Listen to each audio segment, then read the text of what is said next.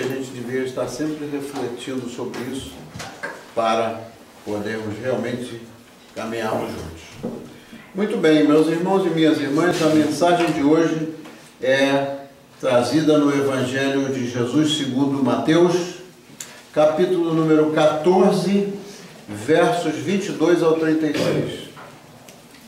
Mateus 14, 22 ao 36. Mateus capítulo 22, capítulo 14, versículos 22 ao 36.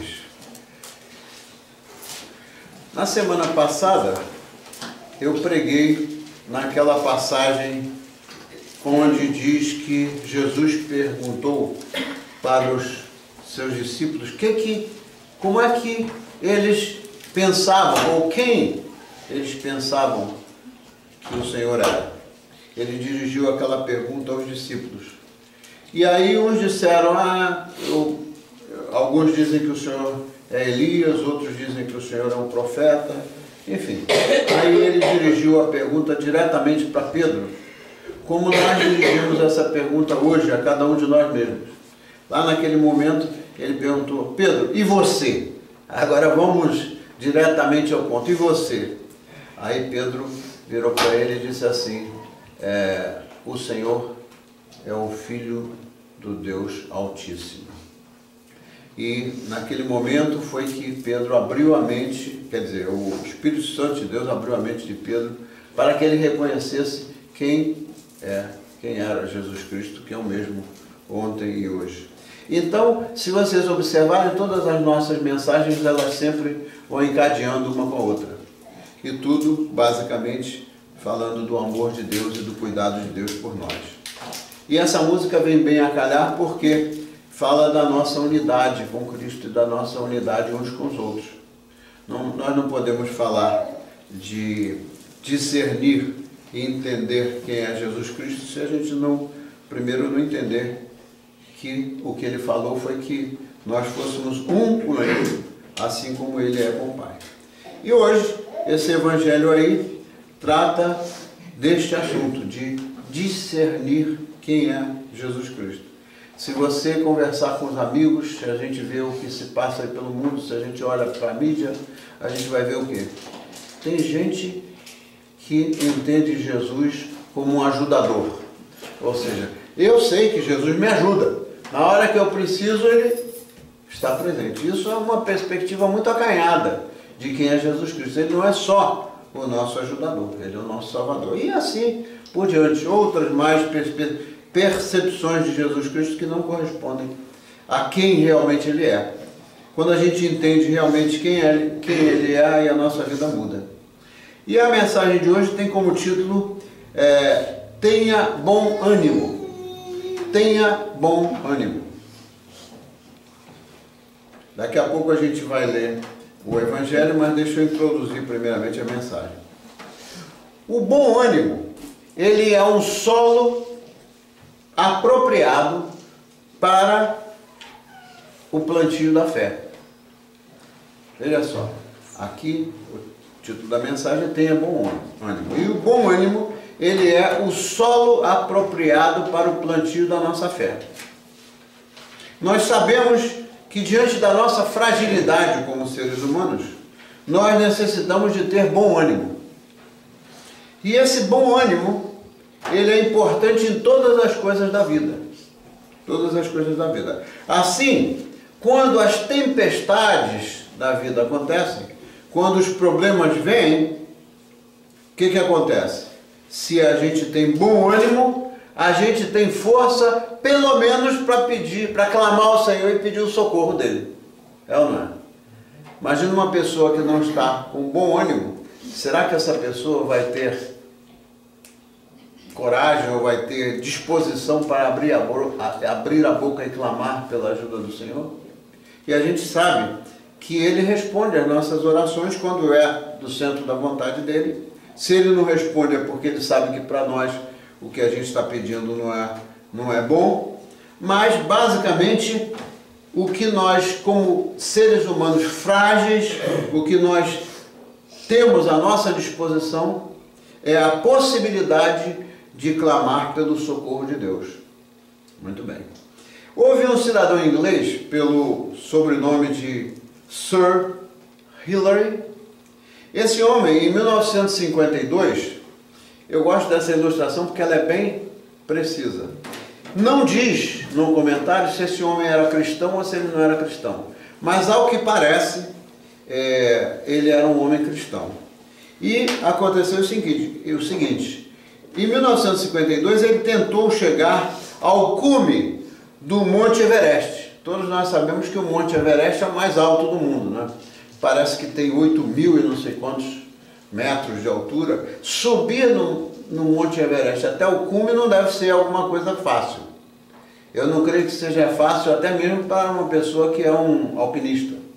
Muito bem. Mas em 1952, quando ele tentou isso, ele fracassou. E ele se sentiu incapaz. Foi a primeira vez que ele tinha tentado chegar no cume. Fazer alpinismo ele já tinha feito várias vezes, mas chegar no cume lá do Monte Everest era algo mais difícil. Mas aí, o que acontece? Eu quero crer que ele era de background cristão pelo seguinte: fizeram uma grande reunião e a rainha estava presente. E naquela grande reunião, certamente, pelo que eu li, eles devem ter orado. Isso é que me leva a crer que eles eram cristãos. E tinha, nessa grande reunião, ainda que ele tivesse fracassado naquela primeira tentativa, o objetivo daquela reunião era que as pessoas o apoiassem e as pessoas o incentivassem para que ele não desistisse por causa do fracasso. Isso é uma grande lição, porque às vezes o fracasso leva a gente a desistir, mas não é isso que diz a palavra. Diz lá, tenha bom ânimo. Tenha bom ânimo. Então esse homem lá nessa grande reunião com a presença da rainha, tinha lá na parede um quadro enorme, uma pintura enorme, mostrando o Monte Everest.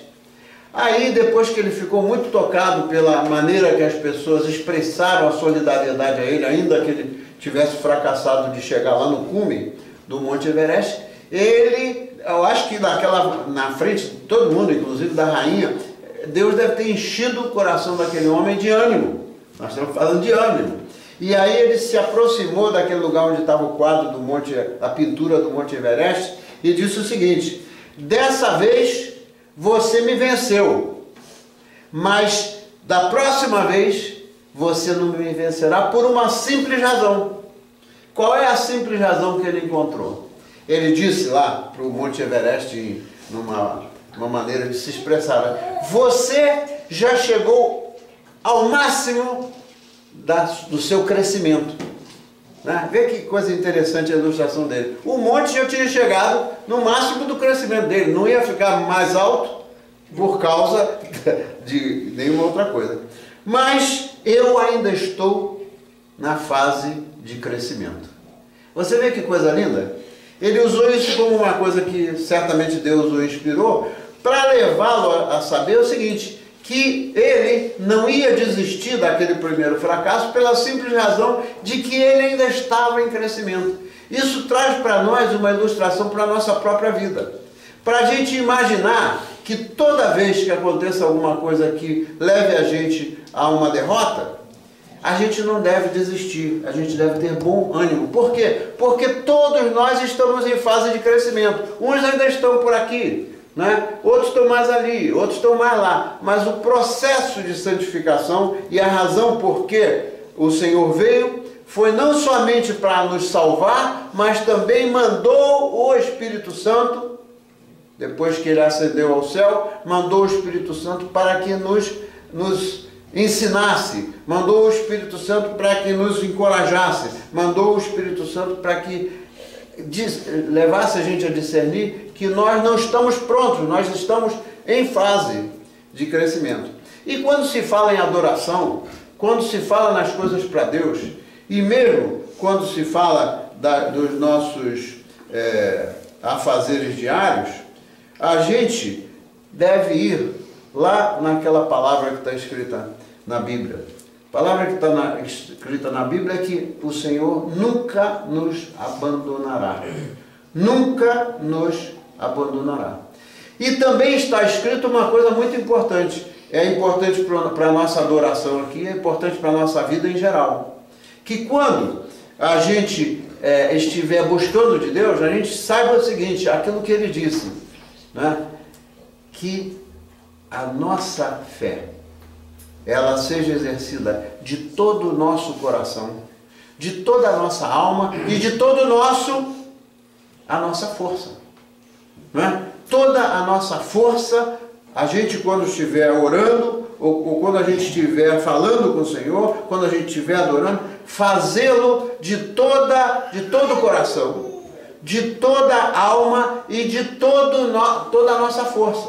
Então, por exemplo, quando a gente está adorando, né, se eu começar a ler ali a música, ouvir as canções e a gente não estiver focado ali, mas a gente não estiver fazendo com bom ânimo, o que acontece? Eu vou estar cantando assim, se olharem para minha cara ou tirar uma foto de mim, o que esse cara está fazendo? Então isso às vezes acontece com todos os seres humanos, de às vezes estar desanimado, né? Quantas vezes eu estou desanimado, mas quando chego aqui, porque o Senhor me impulsiona, eu chego aqui, o meu desânimo desaparece. No outro dia, como a gente viu, teve um dia aí que eu estava com uma cara de quem estava com dor mesmo nas costas. Aí a gente estava aqui estudando, o que aconteceu? Foi melhor do que os outros dias, porque o Senhor, ele levanta a gente de uma tal maneira que se a gente está sentindo dor, a dor vai desaparecer. E eu já experimentei isso várias vezes. Isso não é privilégio meu. Todas as pessoas o Senhor levanta. E nós vamos ver o que aconteceu aqui, porque essa passagem, esse evangelho de hoje fala do nosso crescimento na fé, fala do crescimento dos discípulos de Jesus na fé. Eles estavam em processo de crescimento. Muito bem, então vamos ler lá o Mateus 14, do 26 ao 36, e a palavra de Deus diz assim: E os discípulos, vendo-o caminhar sobre o mar, assustaram-se. Não, eu quero crer que a gente deva ler do princípio para poder fazer sentido. É do 22, vamos começar no 22 para fazer sentido total o que estava acontecendo aqui. E logo ordenou Jesus que os seus discípulos entrassem no barco. Ele tinha se reunido com aquela multidão, os discípulos estavam ali, e então ele disse assim: logo ordenou Jesus que os seus discípulos entrassem no barco e fossem para onde? Fossem adiante para a outra banda do lago, enquanto despedia a multidão. Veja só que coisa interessante, né? Ele mandou que eles fossem, enquanto ele ficou ali despedindo. O Senhor sempre manda que a gente vá para a gente provar a nossa fé e provar a nossa, na nossa vida, experimentar o poder dele manifestado na nossa vida. Ele mandou, ele não foi junto, ele tinha o que fazer, então mandou que eles atravessassem para o outro lado. E, despedida a multidão, subiu ao monte para orar à parte. Outro ponto importante, oração. O próprio Jesus Cristo foi orar, tomou o tempo dele para orar. E chegada já à tarde, estava ali só. E o barco estava já no meio do mar, açoitado pelas ondas, porque o vento era o quê? O vento era contrário. Quantas vezes o vento já soprou o contrário para a gente, né? O vento era contrário. Mas a quarta vigília da noite, ou seja, lá pelo meio da noite, dirigiu-se Jesus para eles, caminhando por cima do mar. E os discípulos, vendo-o caminhar sobre o mar, assustaram-se, dizendo: é um fantasma! E gritaram com medo. Imagina. Jesus, porém, lhes falou logo, dizendo: o quê? Tende bom ânimo, sou eu, não temais. E respondeu-lhe Pedro e disse: Senhor, se és tu, o que ele diz? Manda-me ir ver contigo por cima das águas. Pedro, né? E ele disse: vem. E Pedro, descendo do barco, andou sobre as águas para ir ter com Jesus. Mas sentindo o vento forte, teve o quê? Teve medo. E começando a ir para o fundo, clamou dizendo: Senhor, me salva! Senhor, me salva! E logo Jesus, estendendo a mão, segurou e disse-lhe: Homem de pouca fé, por que duvidaste? E quando subiram para o barco, acalmou o vento. Então aproximaram-se os que estavam no barco e o quê? Adoraram, dizendo: És verdadeiramente o Filho de Deus. E tendo passado para outra banda do lago, obviamente, chegaram à terra de Genezaré. E quando os homens daquele lugar o conheceram, mandaram por todas aquelas terras em redor e trouxeram o quê? Trouxeram todos os que estavam enfermos e rogavam-lhe que ao menos eles pudessem tocar a orla do seu vestido. E todos os que tocavam ficaram o quê? Glória a Deus. Todos os que tocaram ficaram sãos. Senhor, o Senhor sabe da nossa vida, o Senhor sabe da nossa fragilidade, o Senhor sabe o que nós sentimos. E nesta manhã, uma vez mais, Senhor, nós queremos ser curados. Nós queremos tocar nas suas vestes, Senhor, e queremos ser curados. Basta que o Senhor toque o nosso corpo. Basta que o Senhor toque a nossa mente. Basta que o Senhor toque a nossa alma e o nosso espírito, que nós podemos viver na realidade como novas criaturas, e o homem velho e a criatura velha já não será mais desanimada, já não será mais medrosa, e tudo é isso que nós precisamos, Senhor. Que o Senhor esteja conosco, que o Senhor nos levante poderosamente para a sua glória. Assim oramos no nome de nosso Senhor Jesus Cristo. Muito bem.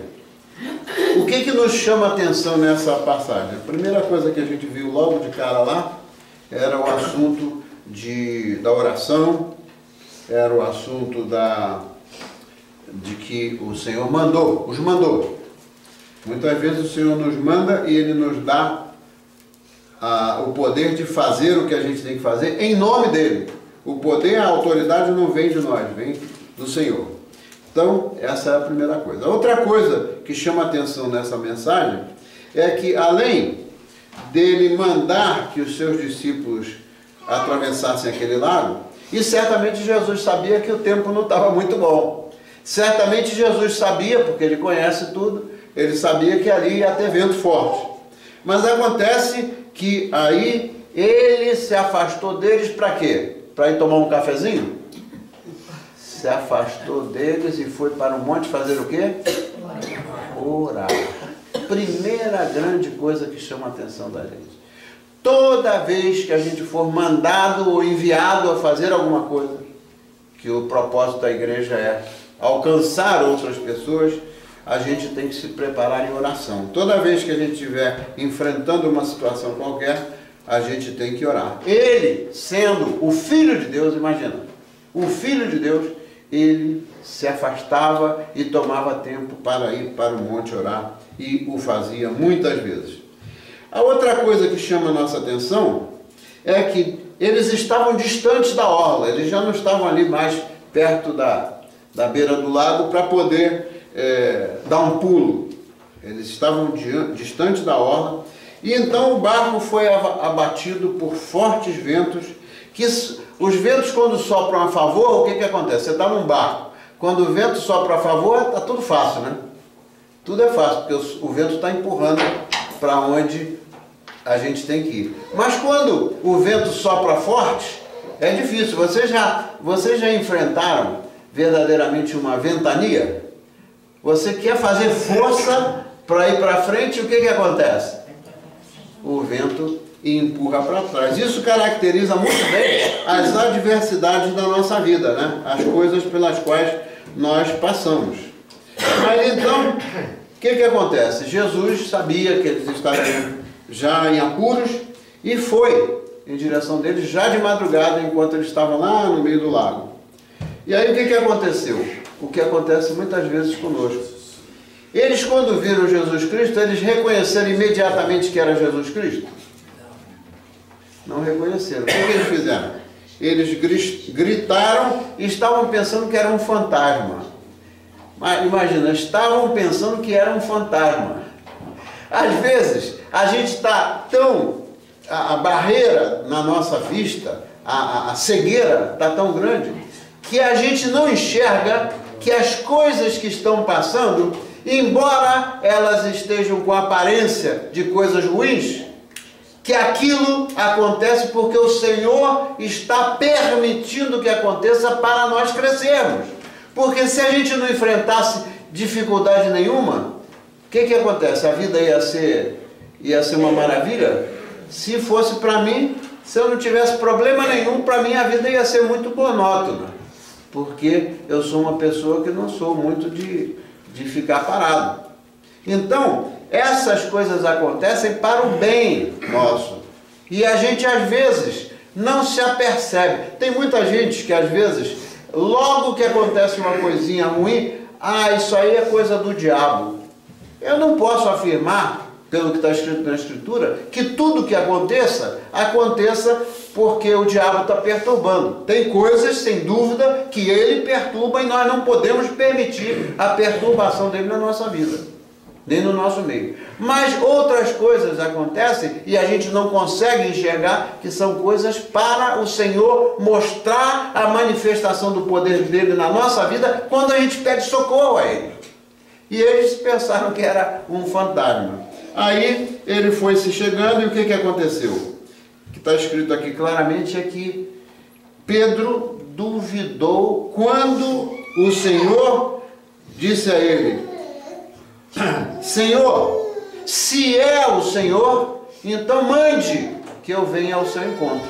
Se ele tivesse certeza que era o Senhor que estava indo a eles, ele não ia fazer: Senhor, se é o Senhor, me chama para que eu vá ao seu encontro. Imagina, que percepção distorcida naquele momento da parte de Pedro. E Pedro já tinha encontrado lá atrás com ele e tinha declarado que ele era o Filho de Deus. Se lembra da mensagem do domingo passado? Essas coisas acontecem para a gente ver que até nas Escrituras as coisas vão evoluindo para a gente entender como é que Deus trabalha, né? Então o que acontece? Aí o Senhor chamou ele que viesse.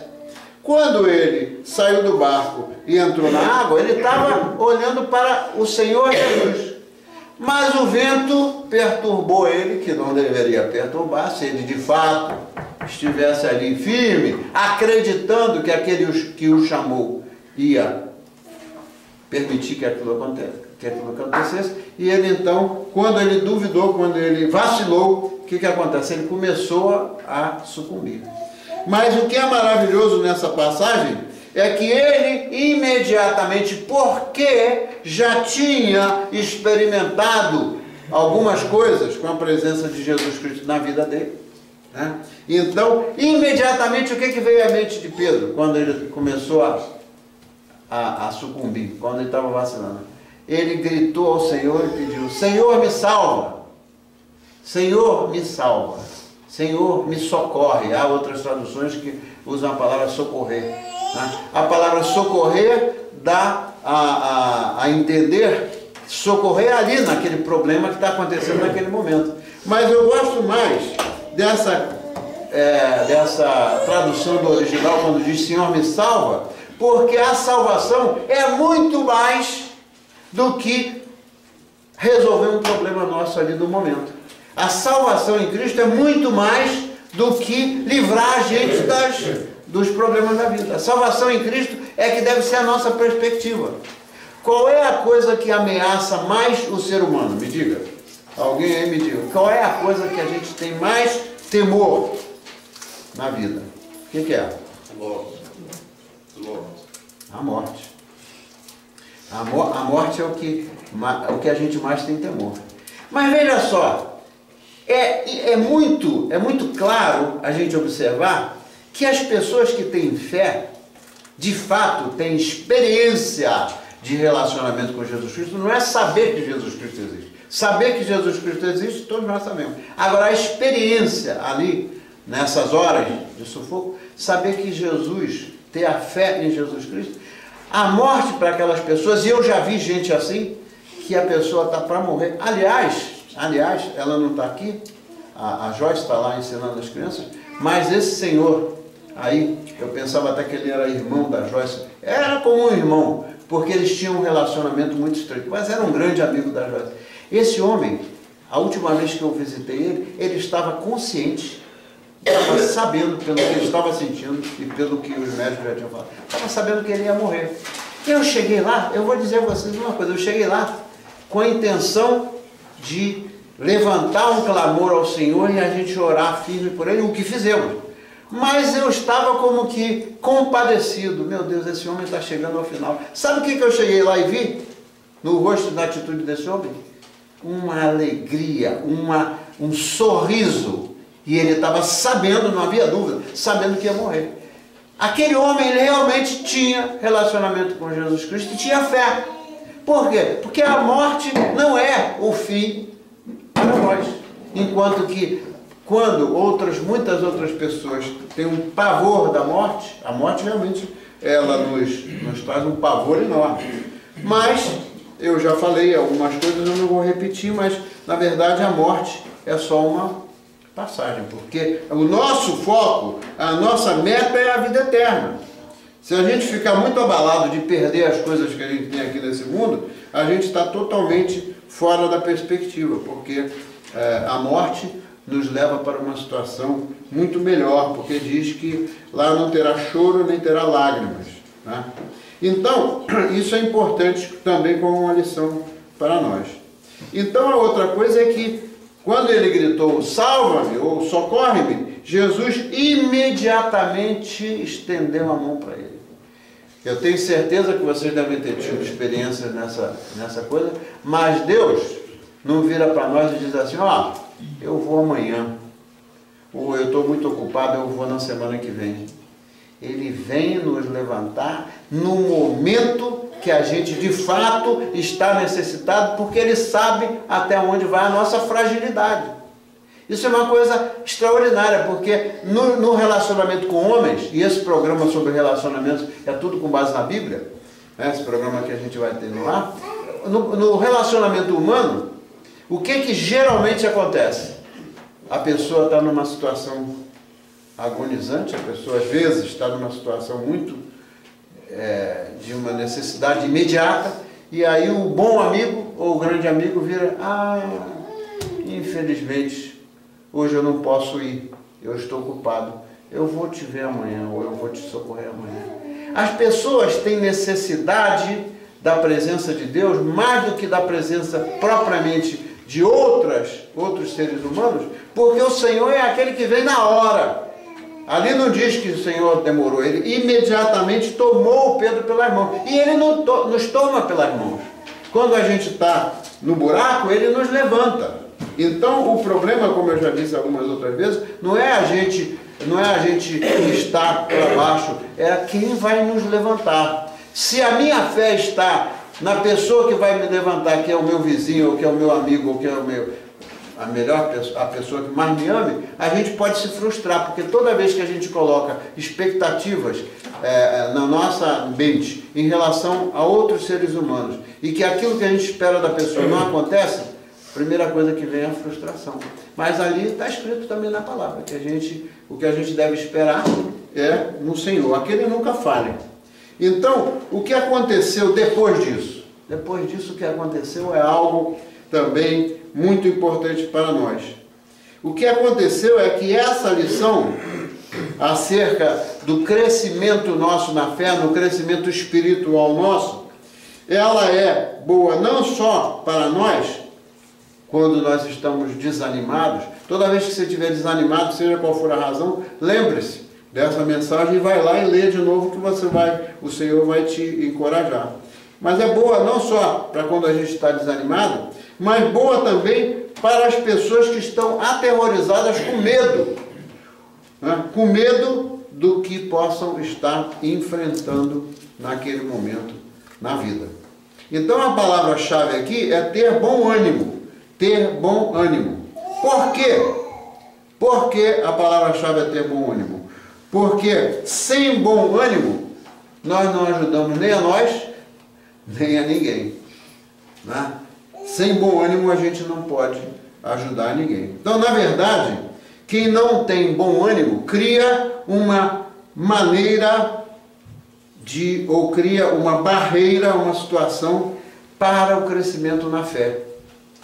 Quando uma pessoa não tem bom ânimo, né, aquilo ali é a primeira barreira para crescer na nossa fé, para nós crescermos na nossa fé. E a dúvida, ela é a filha de quem? A dúvida, pensa nisso, a dúvida, ela é a filha do ânimo, do bom ânimo, ou é a filha do desânimo? Aquilo veio na minha mente quando eu estava preparando. Quem é a filha? Quem é que é a filha do desânimo? É a dúvida. Porque toda vez que a gente está com bom ânimo, né, a possibilidade de duvidar é menor. A dúvida, ela surge e ela leva a pessoa a ficar que nem a areia da praia. Né? Quando vem o vento, a areia vai para lá. Quando vem o vento, a onda vai para lá. Quando o vento sopra para o outro lado, a onda... Então, ter dúvida é a mesma coisa que a gente está na onda, sendo levado pela onda para um lado e para o outro. E esse não é o propósito do Senhor, que a gente fique ali à deriva. O que Ele quer é que a gente tenha o nosso rumo baseado nas promessas dEle e na nossa fé, que na verdade não é nossa, é um dom espiritual que é concedido por Deus para nós. A nossa habilidade natural não é de pessoas que tenham fé. Tanto é que quando a gente estiver se sentindo debilitado na nossa fé, a gente deve pedir ao Senhor, tem passagens bíblicas que tratam disso, a gente deve ter a coragem de chegar e dizer: Senhor, eu estou debilitado na minha fé, por favor, Senhor, fortalece a minha fé. Então, o que aconteceu naquele momento lá com Pedro, é que Pedro duvidou e pediu aquela prova: Senhor, se és tu, manda-me ir contigo por cima das águas. E quando ele teve medo, foi que ele começou a sucumbir. Muito bem. Aí, como é que Jesus Cristo reage? Veja só, o que é importante a gente aprender na Bíblia é que Jesus Cristo, ele não é grosseiro conosco, Jesus Cristo não é estúpido conosco, mas ele, quando tem que falar as coisas, ele fala as coisas que ele tem que falar de maneira clara, straight to the point, como dizem os americanos. Então, quando aconteceu aquele episódio ali, ele foi lá e socorreu Pedro. O que ele disse para Pedro? Homem de pouca fé, por que duvidaste? Certos momentos da nossa vida, a gente precisa de ouvir uma palavra dessa. Porque se a gente ouve somente o que a gente gosta de ouvir, em que nós estamos crescendo? Se a gente só ouve na igreja as coisas que a gente gosta de ouvir, então não vai crescer coisa nenhuma. Agora, quando a gente ouve a verdade, não é invenção de pastor, não é o pastor inventar coisa, porque nós não temos nada para inventar, tudo está escrito. Mas o próprio Jesus disse, homem de pouca fé. Ele não disse, Pedrinho, vê se você melhora a sua fé. Ele não falou isso. Homem de pouca fé, por que duvidaste? Então, quando Jesus entrou no barco, resgatou Pedro e entrou no barco, qual é o próximo passo desse evangelho que ele diz ali? Continuou a ventania ou o vento cessou? O vento cessou. Outra grande lição para nós. Quando a gente estiver num barco que está numa situação difícil, a gente deve chamar Jesus para dentro do nosso barco. Né? Porque se a gente quiser botar o motor para funcionar mais forte, ou pegar os remos e quiser superar o efeito do vento contra nós, nós não vamos chegar a lugar nenhum. né? Quem é navegante, quem conhece de vela, né? De navegar a vela, tem lá muitas instruções, muitas experiências, mas na verdade, mesmo com gente experiente em navegar a vela, já aconteceram muitos que sucumbiram. Não é uma questão de conhecimento nem de técnica, é uma questão de chamar Jesus para entrar no nosso barco na hora que o nosso barco não está indo bem. Então, na verdade, quem não tem bom ânimo, propicia muitas coisas que continuam acontecendo quando a gente abre a porta para querer resolver as coisas à nossa maneira. Então, quando nós pedimos socorro ao Senhor, Ele nos toma não só pela mão, mas Ele entra na nossa causa, Ele entra no nosso barco, e a presença dEle é que faz cessar a tempestade. Então, veja, a razão por que nós estamos estudando aqui às quartas-feiras a carta aos Romanos, e agora a gente está usando algumas outras passagens, como por exemplo o Evangelho, que na quarta-feira passada eu usei o Evangelho para conectar com o que o apóstolo Paulo diz. Nós estávamos estudando na quarta-feira a respeito da nossa identidade em Cristo. A nossa identidade em Cristo. Por que nós fazemos isso? Porque se a gente vier aqui ao domingo, e a gente vier ao culto, e a gente não procurar aprender das promessas que estão na Bíblia, como é que a gente vai se aproveitar ou usar as promessas de Deus se a gente não conhece quais são elas que estão escritas na Bíblia? Cada vez que a gente lê a Bíblia, cada vez que a gente estuda a Bíblia, a gente vê coisas diferentes que se aplicam à nossa situação. Então, uma das principais características da nossa identidade em Jesus Cristo é crer. É a fé, porque nós somos salvos pela fé, mas quem está desanimado ou quem não crê, não chega a lugar nenhum. Então, está lá escrito, a nova criatura em Cristo, ela deve caminhar pela fé, ela deve crer, mas saber em quem está crendo. Não crer assim, eu creio em Jesus Cristo, ele é um bom maestro, como muitos tinham essa percepção. Ele ensina coisas lindas, ou ele é um bom profeta. Não, quando a gente crê em Jesus Cristo, a gente deve crer em Jesus Cristo sabendo quem Ele é, sabendo quem Ele é, o que Ele é capaz de fazer na nossa vida. Isso é que é a chave da gente viver em Cristo, da nossa identidade em Cristo. Então, o que acontece na prática é isso. E o Evangelho de hoje, né, nos ajuda é uma lição forte para a gente aprender a navegar no meio das tempestades da vida e sem medo, mas buscando por Ele. Então, o que acontece na prática? O que acontece na prática é que a fé, ela vem como uma maneira de nos conduzir a crer nas coisas que são espirituais.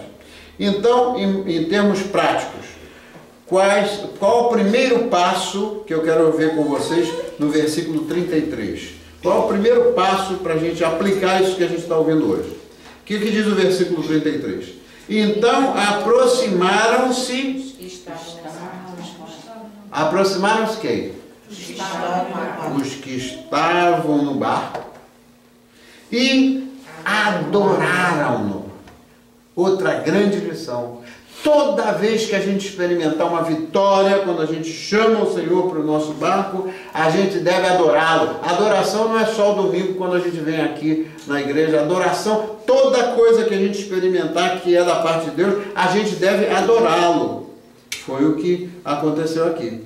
E o que mais que diz o versículo 3? Adoraram-no dizendo o quê? Olha que coisa linda. És verdadeiramente. Ele não disse é o Filho de Deus. És verdadeiramente o Filho de Deus. Foi mais uma oportunidade que eles tiveram para reconhecer em Jesus Cristo que Ele é verdadeiramente o Filho de Deus. Não é? Porque isso aí faz parte daquilo que nós cremos. Se nós não cremos nisso, a gente vai ficar ou muito perdido.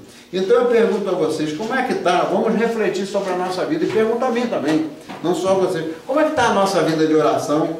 Como é que está o tempo que nós dedicamos a estudar a palavra do Senhor? Porque o que está escrito na Bíblia é o seguinte: a fé vem pelo ouvir, e ouvir o quê? O discurso do presidente? Ouvir a palavra de Deus. Quando a gente não ouve a palavra de Deus, quando a gente não aprende, não é só ouvir, é ouvir e aprender, então aí a nossa fé vai crescendo. Mas quando a gente desiste ou enfraquece a nossa disposição, o nosso ânimo para ir ouvir a palavra de Deus, isso representa dizer na matemática, né, que entra no sinal menos. Enquanto que quando a gente está ouvindo da palavra de Deus, a nossa fé está sempre com o sinal mais, ou seja, está nos levando ao crescimento espiritual. Então, vamos fazer isso essa semana, vamos exercitar isso, vamos usar o nosso tempo de maneira razoável, em lugar de deixar os dias passando, porque isso não é interessante. Somente depois que o Espírito de Deus toca a mente da pessoa e abre a mente espiritual, é quando a pessoa realmente tem um encontro com Jesus. E é realmente quando a pessoa crê em Jesus Cristo. Porque a gente encontra, em muitas igrejas, a gente encontra pessoas que elas vêm à igreja ou por tradição, ou vêm à igreja por uma obrigação. A gente não vem à igreja por obrigação. Nós não temos, o Senhor não agarra a gente pela goela para vir à igreja adorar. A gente faz isso como um reconhecimento da graça dele na nossa vida. Então, isso é essencial, né? A gente tomar tempo para isso. E o segundo passo, né, depois da gente ter bom ânimo e buscar fazer o que aumenta o nosso crescimento espiritual, então, aí qual é o segundo passo para alcançar um nível de crescimento espiritual? É ter perseverança. Lá no livro de Apocalipse também diz para que a gente persevere até o dia do Senhor. Perseverar na nossa fé, né? Então, não tema, tenha bom ânimo e persevere. Essas são as palavras-chave. E aí, nós vamos estar focados em superar as tempestades da vida, né? Olhando lá para a vida eterna, porque em João 3,16 está muito claro o que Jesus veio fazer aqui. Está lá escrito: porque Deus amou o mundo de tal maneira que fez o quê? Deu o seu Filho unigênito para quê? Todo aquele que nele crê, o quê? Não pereça, mas tenha vida. Essa é a meta. Essa é a meta. Então, daquele momento para diante, vocês vão ver, né, e em várias outras passagens da Bíblia, daquele momento para diante, eles seguiram para Genesaré, como lemos, e já reconhecendo que Jesus Cristo era verdadeiramente o Filho de Deus. Então, olha o que aconteceu na próxima. O Senhor sempre usa as oportunidades para chamar a nossa atenção do que deve ser o nosso propósito. Não é só buscar a salvação para nós, né? Mas aqui vamos ver o que diz os versículos 34 ao 36 para encerrar com chave de ouro.